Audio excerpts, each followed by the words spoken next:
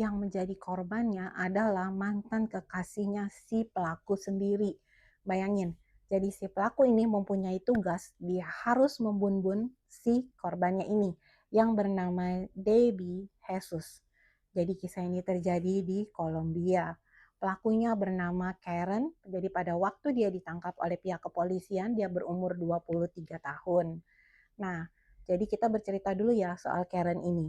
Jadi Karen ini dia sudah masuk ke dalam dunia kriminalitas, yaitu di perdagangan narkoboy sebagai seorang hitman wanita, hitman tahu ya, jadi sebagai seorang pembunuh bayaran. Jadi dia masuk dalam kelompok yang bernama Los de la M. Nah, kemudian si Karen ini itu termasuk orang kepercayaan di dalam kelompoknya tersebut ya, di dunia kriminalitas itu. Jadi bahkan jabatannya pun cukup serem. Jadi Karen ini dia juga sebagai seorang yang mengkoordinasi setiap korban-korban yang mau dieksekusi gitu ya. Jadi dia mengkoordinasi setiap pembunuhan.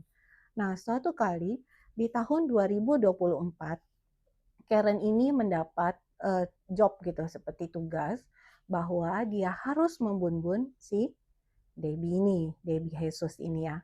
Nah, tapi karena kan tadi itu dia udah putus ya, dan juga dia mungkin tidak bisa menjebak si Debbie ini sendiri gitu kan, karena kan ternyata si korbannya ini juga sama-sama memiliki atau terjun di dalam dunia kriminalitas tersebut ya, tapi di beda-beda wilayah.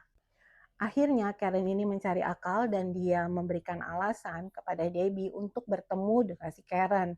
Jadi Karen ini beralasan bahwa ayo kita ketemu karena kita harus membicarakan persoalan uang gitu ya. Jadi kan karena keduanya nih sama-sama terlibat di dunia kriminalitas ya.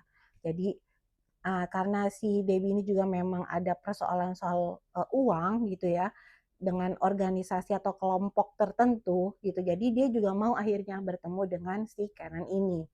Tapi si Debbie ini kan juga dia waspada gitu ya ketika diajak bertemu dengan si Karen. Jadi Debbie ini sebenarnya sebelum dia pergi bertemu, Debbie ini memberitahukan kepada keluarganya bahwa aku mau pergi nih karena diajak ketemu sama si Karen nih bukti chatnya. Jadi dia udah wanti-wanti atau berjaga-jaga gitu ya. Yang ketemu sama aku terakhir kali adalah si Karen. Kalau misalnya dia sampai kenapa-napa gitu ya.